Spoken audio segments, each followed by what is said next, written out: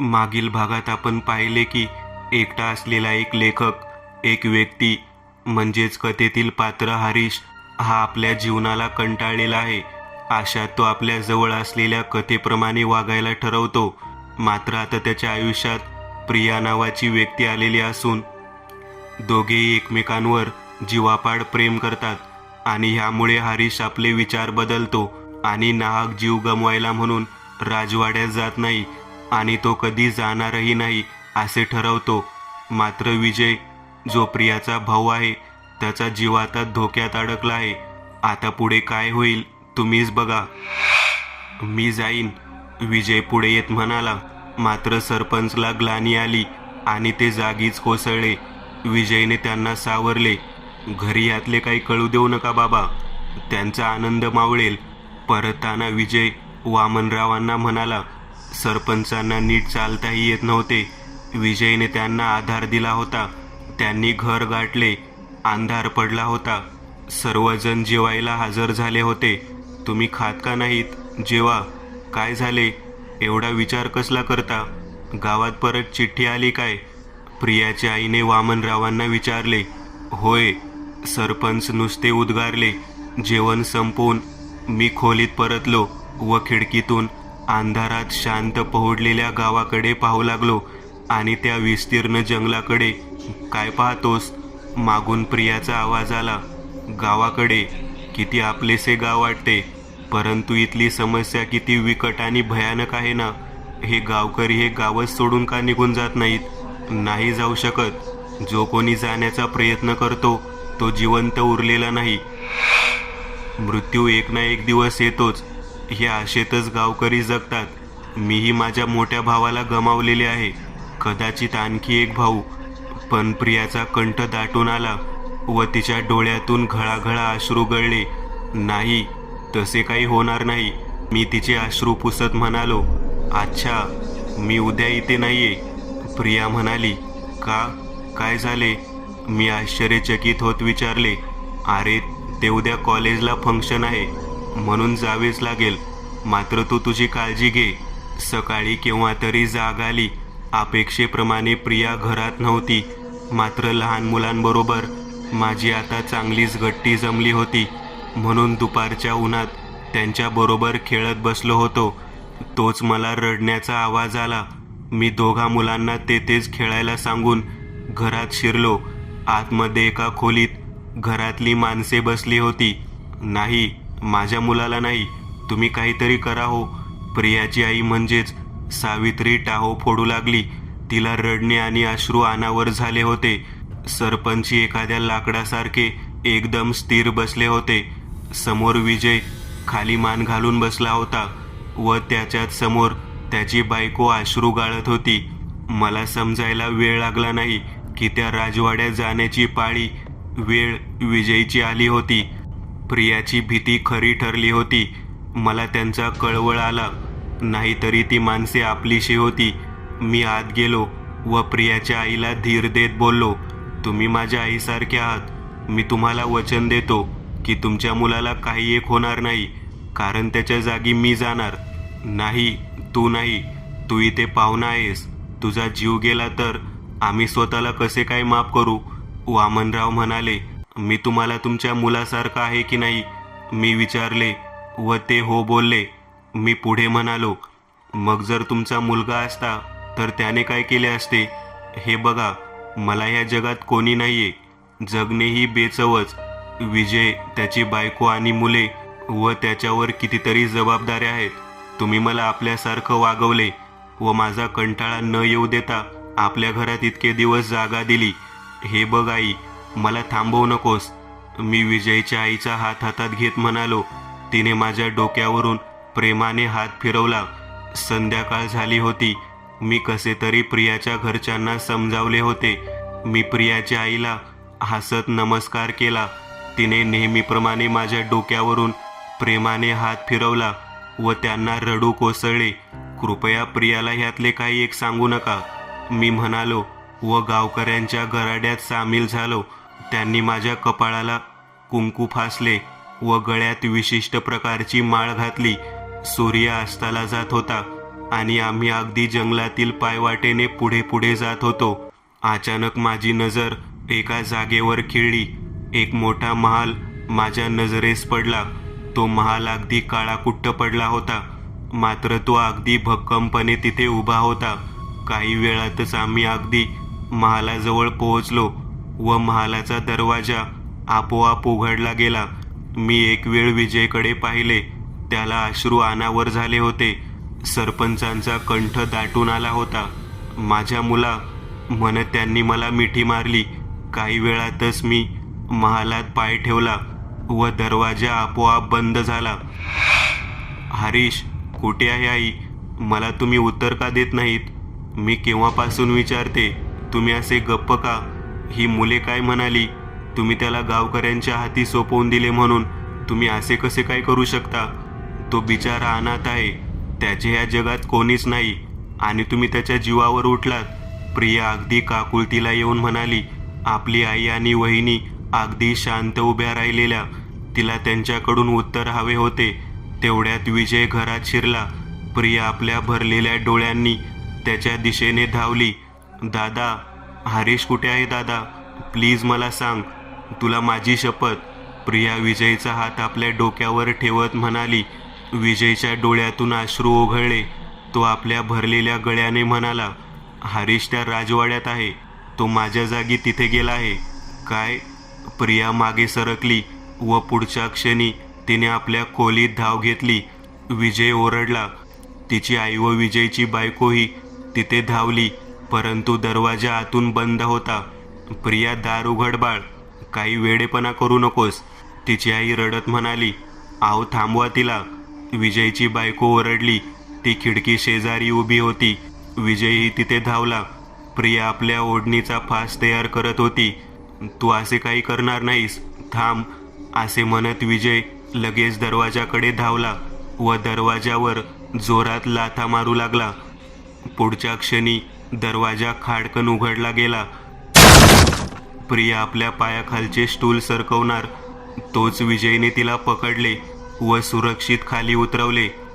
प्रियाच्या आईने तिच्या कानशिलात हाणली व पुढच्या क्षणी ती तिच्यापासून आपले हुंदके आवरत दूर गेली. प्रिया हुमसून हुमसून रडत होती. विजयने तिला शांत करत आपल्या कुशीत घेतले व प्रेमाने तिच्या डोक्यावरून हात फिरवत तो म्हणाला, प्रिया, हा सर्व काय वेडेपणा आहे? तू आपला जीव द्यायला निघाली होतीस. मी हरीशवर खूप प्रेम करते दादा, त्याच्याशिवाय मी जगूच शकत नाही. प्रिया रडत म्हणाली. तिचे शब्द ऐकताच सर्वजण एकदम स्तब्ध झाले. प्रियाला काही सांगू नका. हरीशचे शब्द प्रियाच्या आईच्या कानात घुमले. काय? विजय एकदम स्तब्ध होत म्हणाला. त्याचे अंग थरथरू लागले होते. हे आपण काय केले म्हणून त्याने आपल्या डोक्याला हात लावून घेतला. दादा, त्याला वाचवा, नाहीतर मीही जिवंत नसणार. प्रिया रडत म्हणाली. त्याला काहीच होणार नाही. विजय जागचा उठत म्हणाला. काय बोलता तुम्ही? विजयची बायको त्याला म्हणाली. तो आपल्यासाठी स्वतःचा जीव देऊ शकतो, तर आपण का नाही? विजय बोलला व तो आपल्या आईजवळ गेला. विजय आपल्या आईला प्रणाम करत म्हणाला, आई, मी येतो, आशीर्वाद दे. दादा, मीही येते तुझ्या जोडीला, प्रिया म्हणाली. अचानक दारावर थाप पडली. सदाने आपले डोळे चोळत दरवाजा उघडला. बाहेर विजय, प्रिया व त्याचा मित्र रवी उभा होता. त्यांना बघता सदाला आश्चर्य वाटले. काय झाले? आता कुठे माझे डोळे लागले होते आणि तुम्ही माझी झोप उडवली. सदा म्हणाला, आता जागा झालासच तर उशीर करू नकोस, लवकर चल. विजय म्हणाला, पण कुठे? सदाने विचारले. दाननगरच्या राजवाड्यात. महालात पाऊल ठेवताच दरवाजा आपोआप बंद झाला. आतमध्ये किट्ट काळोख होता. अचानक महालात उजेड निर्माण झाला. महालातील दिवे आणि मशाली आपोआप पेटून उठल्या होत्या. तो प्रकाश इतका होता, कोपऱ्या कोपऱ्यातही उजेड पडला होता. आतमध्ये बरीच धूळ व अस्वच्छता होती, मात्र तो भव्य महाल किती सुंदर भासत होता. भिंती काळ्या पडल्या होत्या, तरी त्यांवर व महालातील खांबावर केलेले रेखीव नक्षीकाम उठून दिसत होते. काही अंतरावरच एक मोठा जिना होता. त्या जिन्याच्या दोन्ही बाजूला 2 खोल्या होत्या. मात्र मी तो जिना चढून वरती गेलो. तो मोठा जिना चढून मी वरती आलो. माझ्या समोरच आतमध्ये जाण्यासाठी मोकळी जागा होती व माझ्या दोन्ही बाजूला खोल्या होत्या. मी त्या मोकळ्या जागेतून पुढे गेलो. त्या मोकळ्या जागेतही महालात ये जा करण्यासाठी जागा होती व पहारेकऱ्यांच्या उभ्या राहण्यासाठी विशिष्ट जागा होत्या व दोन्ही बाजूला मशाली धगधगत होत्या. त्या मोकळ्या जागेतून काही पावले चालल्यावर मला राजाच्या बैठकीची जागा दिसली. तिथून त्या सभास्थानात खाली जाण्यासाठी पायऱ्या होत्या व तिथेच खाली राजाची व मंत्र्यांची बैठकीची जागा होती. तिथे राजशिहान व मंत्र्यांसाठी खुर्च्या होत्या, पण त्यांच्यावर बरीच धूळ साचली होती व त्या काळपट पडलेल्या होत्या. त्या सभास्थानाला तिन्ही बाजूंनी 2 मजली इमारतीने वेढलेले होते आणि एक जी मी जिथे उभा होतो ते सर्व पाहून मी अवाक झालो. बापरे, ह्या राजांचा काय थाट होता. वा, मी त्या पायऱ्या उतरून खाली जाणार तोच एक अनोळखी स्पर्श मला झाला आणि माझे संपूर्ण शरीर शहारले. कोणीतरी माझ्या मागे उभे असल्याचा भास मला झाला आणि मी मागे फिरलो, पण तिथे कोणीच नव्हते. अचानक भिंतीआड मला कोणाचा तरी चेहरा दिसला. असे वाटले जसे कोणीतरी माझ्यावर लपून लपून लक्ष ठेवत आहे. मी खाली न जाता होतो तसाच मागे फिरलो आणि आल्या त्या मार्गाने परत मागे फिरलो आणि छमछम असा घुंगरांचा आवाज माझ्या कानी पडला. तसा मी धावलो व माझ्या डाव्या हाताच्या बाजूला असलेल्या खोल्यांच्या दिशेने वळालो. 3ऱ्या नंबरच्या खोलीत मला काहीतरी हालचाल जाणवली आणि मी तिकडे माझी पावले उचलली. माझ्या बाजूला येणाऱ्या खोलीत मी डोकावून पाहू लागलो, मात्र त्यात बरीच धूळ व जाळी होती आणि त्या खोल्यांच्या भिंती बऱ्याच काळ्या पडलेल्या होत्या. शेवटी मी 3ऱ्या नंबरच्या खोलीजवळ येऊन थांबलो व दरवाजा आडून हळूच मध्ये डोकावलो. आतमध्ये कोणीच नव्हते व मी त्या खोलीत शिरलो. ती खोली बरीच सुंदर होती. एक मखमली पलंग तिथे होता. समोरच भिंतीला एका सुंदर स्त्रीचे चित्र टांगले होते. त्या चित्रावरून वाटत होते की ते एखाद्या महाराणीचे असावे. मात्र त्या खोलीला बघून वाटत होते की खोलीत कोणीतरी ये जा करत असावे, कारण ती एकमेव खोली एकदम स्वच्छ आणि सुंदर होती. तोच माझे लक्ष उघडझाप करणाऱ्या एका संदुकाकडे गेले. मी तिकडे माझी पावले उचलली, मात्र माझे पाय जागीच थांबले, कारण त्या संदुकाच्या फटीतून रक्त बाहेर पडत होते. मी शहारलो व हळूच ती संदूक उघडली. ती संदूक उघडता क्षणी एक कुबट वास माझ्या नाकात शिरला. मी तोंडावर रुमाल ठेवला व आतमध्ये डोकावून पाहिले. एका स्त्रीचे तुटलेले मस्तिष्क त्यात पडलेले होते व त्यातून रक्त वाहत होते आणि ते संदुकीच्या चिरेतून बाहेर पडत होते. ते भिंतीला टांगलेल्या चित्रातील स्त्रीचे मस्तिष्क होते. अगदी निर्जीव, मिटलेले डोळे व सुकलेले ओठ. पण पुढच्या क्षणी तिच्या तोंडातून किंकाळी फुटली. ती किंकाळी माझ्या काळजाला चिरत डोक्यात झिंझिण्या निर्माण करत विरली व त्या मस्तिष्कने आपले डोळे उघडले. तिचे ते लालभडक डोळे माझ्यावर रोखलेले होते. तो सर्व प्रकार पाहून मी मागे सरकण्याच्या नादात धपकन पडलो. एक मस्तिष्क नसलेला बिनमुंडीचा देह मला भिंतीला लटकलेला दिसला. बापरे, मी खूपच घाबरलो व तेथून पळणार तोच माझ्या पायाला काहीतरी घट्ट आवळले आणि मी तसाच खाली कोसळलो. कोणीतरी माझे दोन्ही हात धरले व ते मागे घट्ट आवळून बांधले. खोलीत एक वेगळाच दर्प पसरला होता आणि त्यामुळे मला गुंगी चढत होती. हळूहळू माझ्या डोळ्यासमोर अंधारी पसरू लागली. एक क्षण प्रियाचा चेहरा माझ्या डोळ्यासमोर चमकून गेला व तिच्या आठवणीने माझ्या डोळ्यातून अश्रू कोसळले. एक राक्षसीपणे हसण्याचा आवाज माझ्या कानात घुमला व सर्वत्र अंधार झाला आणि माझी शुद्ध हरपली. सर्व काही एकदम शांत झालं. कितीतरी वेळेने माझ्यावर पसरलेली गुंगी हळूहळू नाहीशी झाली. डोळ्यापुढील अंधारी गेली. होय, निश्चितच ती एक गुप्त खोली असावी. समोरच माणसांचा बळी देण्यासाठी विशिष्ट बांधकाम करून जागा निर्माण केली होती. तिथे अतिप्रमाणात दुर्गंधी होती, इतकी की माझा जीव गुदमरून गेला. एका ठिकाणी मृतांचा खच भरलेला होता. ते सर्व तरुण पुरुष होते. मात्र मृतदेहांना ओरबाडून खाणारा एक मोठा गिधाड तिथे चित्कारत होता. त्याची सर्व मान आणि डोके एका मृतदेहाच्या छातीच्या पिंजऱ्यात शिरली होती. त्याच्यात समोर एक धगधगणारी भट्टी होती. अचानक माझ्या कानावरील दडपण गेले आणि मी पडलेलो तसा जोर देऊन मागे फिरलो. समोर एक स्त्री बसलेली होती. तिथे एक मोठा यज्ञकुंड होता. मानवी कवट्या व हाडे तिच्या भोवती विशिष्ट रचनेत रचलेल्या होत्या. समोरच एक 14-15 फूट उंचीचा एक पातळ कापड नेसलेली स्त्रीची आकृती होती. तिला 4 हात व डोक्यावर सापाच्या रचनेचा मुकुट होता.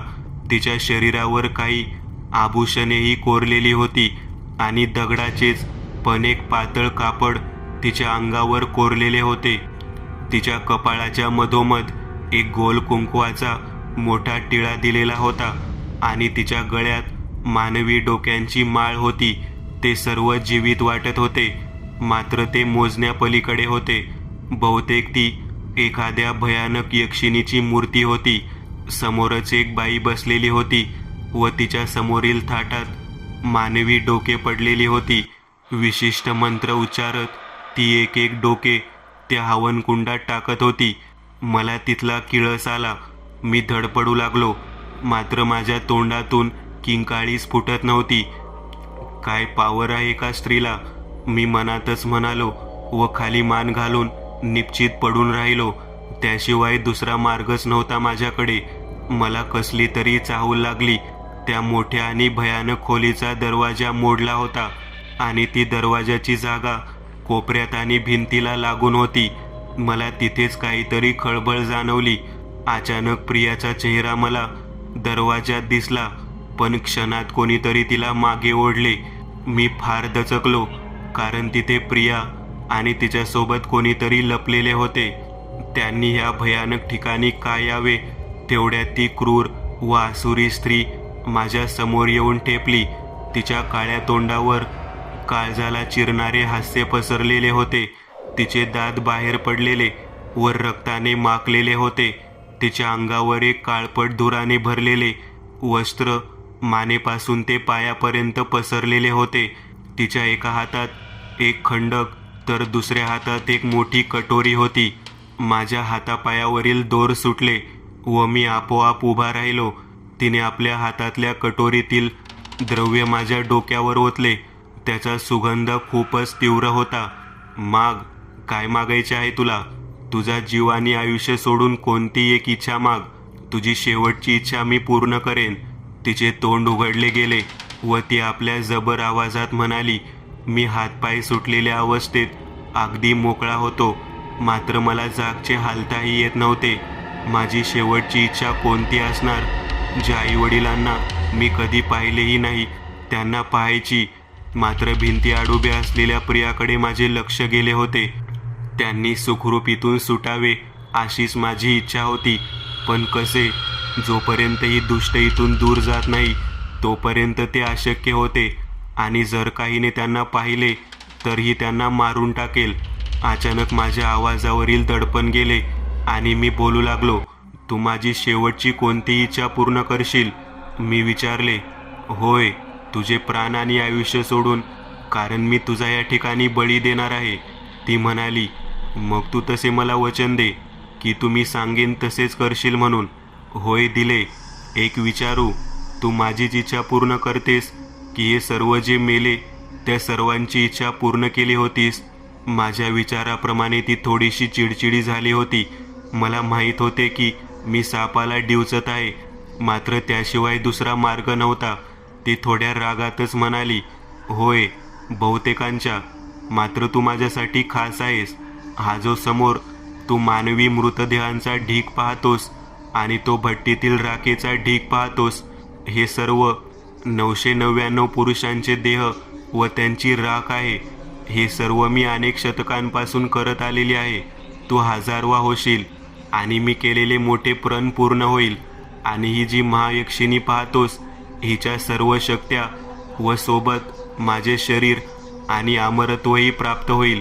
मग ही आसपासची गावे तर माझे गुलाम होतीलच, पण मी संपूर्ण जगात हाहाकार माजवेन. ती आसुरीपणे हसू लागली. अशात ती आणखीनच भयानक दिसू लागली. मी सावरत म्हणालो, पण मला एक प्रश्न आहे. जर काही महायक्षिणी इतकी शक्तिशाली असून जगावर राज्य करू शकत नसेल, तर तिच्या त्याच फालतू शक्यता घेऊन तू काय करशील? मात्र आता ती चांगलीच बावचळली होती. तिने ओरडा फोडून रागात माझ्यावर खंडक उचलला. मात्र ती क्षणात थांबली व विभत्सेपणे हसत म्हणाली, तुला मी मारणारच होते, मात्र तुला मी अभिषेक करून यज्ञासाठी वाहिलेले आहे, म्हणून मी सर्व काही विधीपूर्वक करेन. आणि मी तुला वचन दिले आहे की मी तुझी कोणती एक शेवटची इच्छा पूर्ण करेन. या कारणामुळे तू सध्या वाचलास. बोल तुझी इच्छा. ती जवळजवळ ओरडलीच. मी संधी साधून म्हणालो, माझी इच्छा ही आहे की आधी तू शांत हो. तुझा घाणेरडा वास मला सहन होत नाहीये. माझी शेवटची इच्छा ही आहे की तू गावातील तलावात जाऊन 100 वेळा तरी डुबक्या खाऊन याव्यास. व ऐक, तुझ्या या घाणेरड्या गिधाडालाही घेऊन जा. ती अगदी रागात माझ्याकडे बघत होती. ती रागाने थरथरत होती. मात्र पुढच्या क्षणी ती आपल्या गिधाडासह अदृश्य झाली आणि मी खाली कोसळलो. माझ्या हाताला व पायाला आपोआप दोर बांधले गेले. केव्हापासून दरवाजाबाहेर भिंतीच्या आडोशाला लपलेली प्रिया व संजय आणि त्याचे दोन्ही मित्र धावले. हे काय केलेस तू? तुम्ही माझा जरासुद्धा विचार केला नव्हतास काय? प्रिया माझ्या गालाला स्पर्श करत म्हणाली. तिच्या डोळ्यातून अश्रू गळत होते. तोपर्यंत संजयने माझ्या हातापायावरील दोर सोडला. चला लवकर, ती परतण्याआधी निघून जाऊया, सदा म्हणाला. व आम्ही वेगाने त्या खोलीतून बाहेर पडलो व महालाच्या मुख्य दरवाजापर्यंत पोहोचलो. मात्र दरवाजा काही आमच्याने उघडला जाईना. आम्ही सर्वांनी एकत्र मिळून दरवाजा उघडला आणि पुढच्या क्षणी दरवाजा कर आवाज करत उघडला गेला. लवकर, संजय ओरडला. पण रवीचा पाय अचानक जमिनीत धसला आणि अडकला. सदा त्याचा पाय ओढण्याचा कसोशीने प्रयत्न करू लागला, मात्र व्यर्थ. सदाने आपल्या जवळील सुरी काढली व जमीन उकरू लागला. काय झाले म्हणून आम्ही परत मागे फिरलो. रवी, काय झाले? संजय त्याला ओरडत म्हणाला. अचानक वातावरणात बदल झाला. जोरदार वारा व्हायला लागला. त्याबरोबर हवेत पालापाचोळा, काट्याकुट्या व धूळ उडू लागली. हवा खूपच जोरदार होती. मोठी कसरत करून सदाने रवीचा पाय बाहेर काढला. तोच एक मोठा आवाज झाला. महालाचा तो विशालकाय दरवाजा आपोआप मोडला गेला व आमच्या दिशेने फेकला गेला. मी प्रियाला घेऊन बाजूला उडी मारली. सदा व रवी जागीच गार होऊन त्यांच्या दिशेने येणाऱ्या विशाल दरवाजाकडे टक लावून नुसते बघत राहिले. विजयने क्षणाचाही विलंब न लावता दोघांवर झडप घातली व त्या दोघांसह बाजूला जाऊन पडला. दरवाजा जोरात तिथे आपटला. दरवाजाची सुळे जमिनीत रुतली. लवकर पळा, मी ओरडलो. मी प्रियाचा हात धरला व त्या वादळाला चिरत आम्ही पुढे जाऊ लागलो. समोरच मला एखाद्या घराच्या आकारासारखे काहीतरी दिसले. मी प्रियाला घेऊन आत शिरलो. आमच्या मागून विजय, सदा, रवी येत होते. मात्र अचानक जोरदार वारा आला व ते आत येण्याआधीच त्या वाऱ्यात सामावले व त्या वाऱ्याने त्यांना थेट महालात नेऊन आपटले. ते एक मंदिर होते. समोरच एक धुळीने व कोळ्यांनी जाळे विणून गुरफटलेली एक उंच दगडी मूर्ती होती. दरवाजाबाहेर ती स्त्री आकृती बाहेरील आवारात फिरत होती. मात्र आम्ही मूर्तीच्या आडोशाला लपलो. काही वेळातच सर्व काही शांत झाले. अचानक माझ्या हाताला काहीतरी लागले व खुर्चीच्या सरकण्याप्रमाणे त्याचा आवाज झाला. काय झाले म्हणून प्रियाने आपल्या हातातील विजेरीचा उजेड अंधारात पाडला. एक धुळीने माखलेला बॉक्स तिथे पडलेला होता. त्याला कुलूप नव्हते. मी अलगद ती लाकडी पेटी उघडली. गुंडाळी घातलेली एक चिठ्ठी व समोरच एक खंजर पडलेला होता. काय आहे हे? मी प्रियाला विचारले व ती चिठ्ठी उघडून पाहिली. त्यामध्ये विशिष्ट लिपीत काहीतरी लिहिलेले होते. याच्यावरती काहीतरी लिहिलेले आहे, पण ते मला वाचता येणार नाही. मी म्हणालो, मला दे. प्रिया म्हणाली व ती चिठ्ठी मी तिच्याकडे दिली. प्रिया ते लिखाण वाचू लागली. श्री श्री राजाधिराज प्रतापराव यांची 5वी पत्नी राणी दामिनी यांच्या लिखित सनाप्रम मृत्यूदंडाची शिक्षा दिली व तिच्या अघोरी कार्यासाठी तिचे शीश धडा वेगळे करून गावाच्या झाडाला टांगण्यात आले. मात्र तिचे शीश अचानक गायब झाले. राणीच्या आत्म्याने आपल्या मृत्यूनंतर राज्याचा नाश केला व जी अनेक काळ्या जादूत, तंत्रमंत्रात व जादूटोण्यात महारथी होती, तिने आपल्या मृत्यूनंतर ही महायक्षिणीची साधना व तरुणांचा बळी देण्यास सुरुवात केली व आपल्या वाईट शक्तीने आसपासची सर्व नगरे नष्ट केली. तिचा विनाश करण्यासाठी अनेक तांत्रिकांनी एकत्र येऊन एक खंजर निर्माण केले.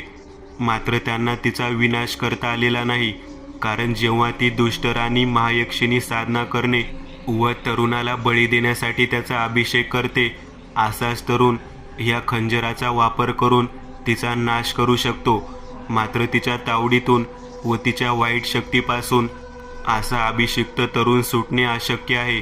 प्रियाने संपूर्ण पत्ररूपी चिठ्ठी वाचली.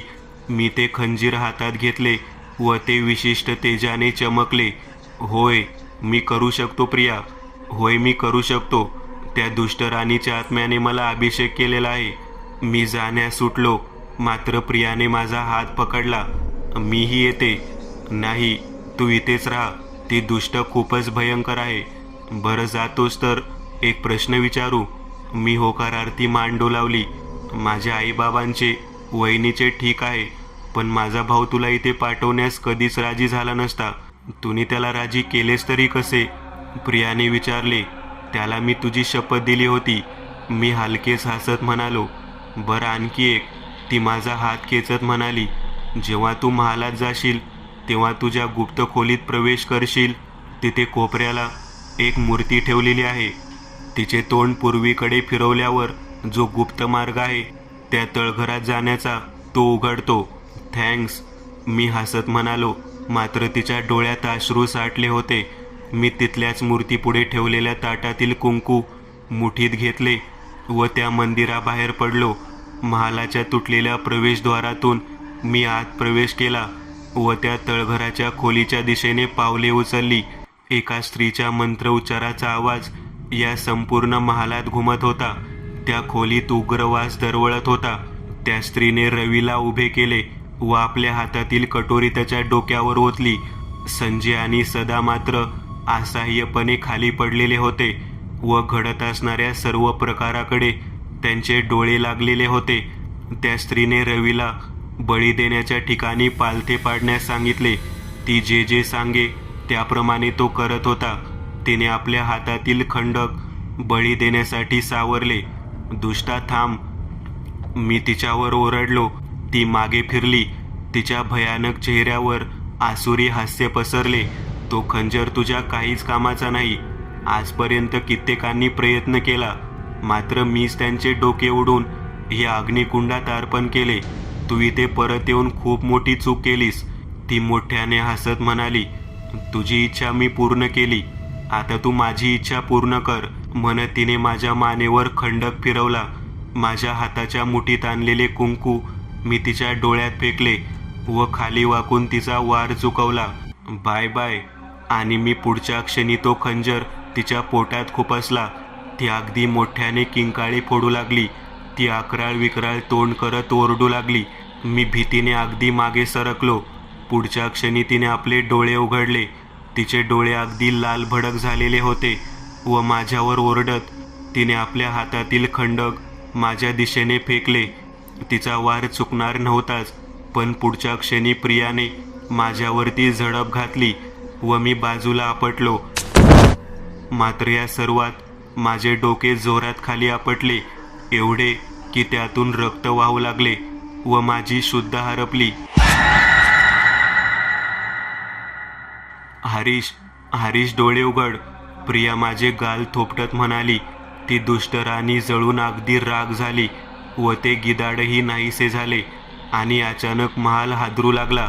प्रिया, आमचे हात सोड. विजय ओरडला. प्रियाने लगबगीने जाऊन विजयचे हात सोडले. रवीही आतापर्यंत भानावर आला होता व त्याने सदाचे हात पाय सोडले. समोरच 15-16 फूट उंचीची ती महायक्षिणीची मूर्ती चीर जाऊन क्षणात भुईसपाट झाली. त्याचबरोबर संपूर्ण महालही हादरून उठला होता. विजयने मला खांद्यावर उचलून घेतले व अगदी वेगाने सर्वजण महालाबाहेर पडले. काही वेळातच महाल कोसळून जमीनदोस्त झाला. आई, ही बघ माझी लिहिलेली कथा, मी माझ्या आईला म्हणालो. ती हसली व तिने नेहमीप्रमाणे मला प्रेमाने कुरवाळले. तिचा चेहरा मी स्पष्ट पाहू शकत होतो. आईने माझ्या कथेला स्वतःच्या हाताने शीर्षक दिले, माझी पहिली कथा. मी ती कथा तिथेच वाचत बसलो.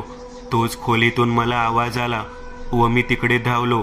बाबा खोलीत पाठमोरे उभे होते. ते आईला म्हणाले, मी माझ्या एकुलत्या एक मुलाला गमावू इच्छित नाही. उद्या तोही तरुण होईल आणि गावकरी त्याला घेऊन त्या भयानक महालात मारण्यासाठी फेकून देतील.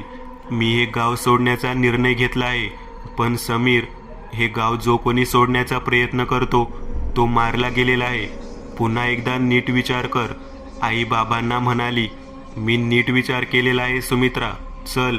आम्ही ते गाव सोडून कायमचे शहरात चाललो होतो. मी माझी वही, ज्यात मी माझी कथा लिहिली होती, ती छोट्याशा वॉटरप्रूफ बॅगेत भरली व ती खांद्याला अडकवली. बाहेर अगदी जोरदार पाऊस पडत होता. समोर एक छोटीशी कार होती. मी मागच्या सीटवर खिडकी शेजारी जाऊन बसलो. काही वेळातच गाडी गावाबाहेर पडली. आता पक्का रस्ता लागलेला होता. बाहेर इतका पाऊस होता की अगदी अंधुकसेच दिसत होते. गाडी अगदी जोर लावत चढत होती. समोर एक चढण्याचा व वळणाचा रस्ता होता. आमच्या डाव्या बाजूलाच एक खोल उतार होता व भरून वाहणारी एक नदी. ते वळण खूपच मोठे होते आणि अचानक एक भरधाव ट्रक आला व गाडीला जोराची टक्कर बसली. गाडी हवेत उडाली. मात्र दरवाजा त्या धडकीने उघडला व आई खाली कोसळली. ती त्या उतरणीवरील चिखलात घरंगळत खाली जात होती. गाडी जोरात आदळली व माझ्या बाजूचा दरवाजा उघडला व मी पूर आलेल्या नदीच्या पात्रात पडलो. गाडी नदी शेजारील एका मोठ्या दगडावर आपटली होती. आई जी उतरणीवरील एका छोट्याशा झाडाला पकडून होती, ती मोठ्याने ओरडली. नाही, ते नदीचे पात्र पुरामुळे खूपच वेगाने वाहत होते. मला काही कळण्या अगोदरच एका मोठ्या दगडावर माझे डोके जोरात आपटले व माझी शुद्ध हरपली. माझे डोळे उघडले. ते थेट एका दवाखान्यात. माझ्या डोक्याला पट्टी बांधली होती व माझे डोके वेदनेने ठणकत होते. मात्र मला माझे काहीच आठवत नव्हते. मी बावरलो आणि ओरडू लागलो. तिथे डॉक्टर आणि नर्स धावले. त्यांनी मला शांत केले. काही लोकांनी मला नदीच्या पात्रातून वाचवले होते. मात्र मी माझा सर्व भूतकाळ आणि माझे सर्व काही विसरलो होतो. दवाखान्यात डिस्चार्ज मिळाला आणि एका इसमाने मला गाडीत बसवले. माझ्याजवळ एक छोटीशी बॅग होती जी माझी म्हणून मला देण्यात आलेली होती. मी ती उघडली. त्यात एक वही होती. ती थोडीफार भिजली होती, मात्र त्यामध्ये कुणाचेच नाव लिहिलेले नव्हते. मी पुढे चालले आणि मला माझी पहिली कथा असे शीर्षक लिहिलेली एक कथा आढळली. त्या इसमाने मला मुंबईतील एका अनाथालयात सोडले. मी माझ्याजवळ असलेल्या कथेतील नाव मला घेतले, हरीश. अचानक मी दचकून उठलो. माझ्या डोक्याला पट्टी बांधण्यात आली होती. समोरच प्रिया बसलेली होती. तिचे डोळे रडून रडून सुजलेले होते. समोरच विजय, त्याचे आई वडील व त्याची बायको मुलेही उभी होती. प्रिया, माझी आई, मला सर्व काही आठवले आहे प्रिया, मी आनंदाने ओरडलो. तो अशक्तपणा व त्या डोक्याला होणाऱ्या वेदना सर्व काही मी विसरून गेलो होतो. मी उठलो आणि मी ती वही घेतली ज्यात मी माझी पहिली कथा लिहिलेली होती. मी थेट तलावाजवळ असलेल्या घराच्या दिशेने धावलो. प्रिया आणि तिचे घरचेही माझ्याबरोबर धावले. तेच ते तलावाजवळील घर ज्यात मी काही दिवसांपूर्वी गेलो होतो. काही वेळातच मी तेथे पोहोचलो व दार जोरात ठोठावले. त्याच नोकराने दरवाजा उघडला. दरवाजा उघडताच मी जोरात ओरडलो. मी लगेच घरात शिरलो. तीच आकृती माझ्या समोर उभी ठाकली होती. आई, मी तुझा मुलगा हरीश. हे बघ, माझी पहिली कथा, जिला तूनीच तुझ्या हाताने शीर्षक दिले होतेस. मी आईजवळ ती वही उघडली. ती स्त्री आकृती अगदी स्तब्ध होऊन माझ्याकडे बघत होती. तिच्या डोळ्यात अश्रूंच्या रांगा लागल्या होत्या. माझ्या मुला, म्हणत तिने मला हृदयाशी कवटाळले. कुठे होतास तू इतके दिवस? मला परत सोडून जाऊ नकोस. नाही सोडून जाणार आई, नाही सोडून जाणार. आणि मी आईच्या गळ्यात पडून पुष्कळ रडलो. समोरच एक हार घातलेला माझ्या बाबांचा फोटो टांगलेला होता. बाबा, म्हणत मी खाली कोसळलो. माझी आई आणि प्रिया मला सावरण्यासाठी पुढे धावल्या. माझे अश्रूंनी भरलेले डोळे माझ्या बाबांच्या फोटोवर खिळले होते. एका मुलाला वाचवण्यासाठी ज्यांनी कशाचीच पर्वा केली नाही, त्या बाबांच्या हसऱ्या चेहऱ्याचे रूप माझ्या समोर दुराळात दिसले. बाबा, मी ओरडलो आणि क्षणात धावलो व त्यांच्या फोटोला बिलगून रडू लागलो. मित्रांनो, आज पुरतं एवढंच. तुम्हाला जर काही गोष्ट आवडली असेल तर नक्की लाईक करा. तुमच्यापैकी बरेचसे जण व्हिडिओ लाईक न करताच पळून जातात, पण हा जर व्हिडिओ तुम्ही लाईक केला तर मला जरा बरं वाटेल आणि असेच भारी भारी व्हिडिओ बनवायची माझ्यात एनर्जी येईल. त्यामुळे नक्की लाईक करा. आणि अजूनही कोणी या चॅनलला सबस्क्राईब केलेलं नसाल तर लगेच सबस्क्राईब करून टाका. आणि बाजूची घंटी ती मात्र दाबायला विसरू नका. देवाची घंटी आहे ती. चला तर मग पुन्हा भेटूया अशीच एक आगळी वेगळी गोष्ट घेऊन पुढच्या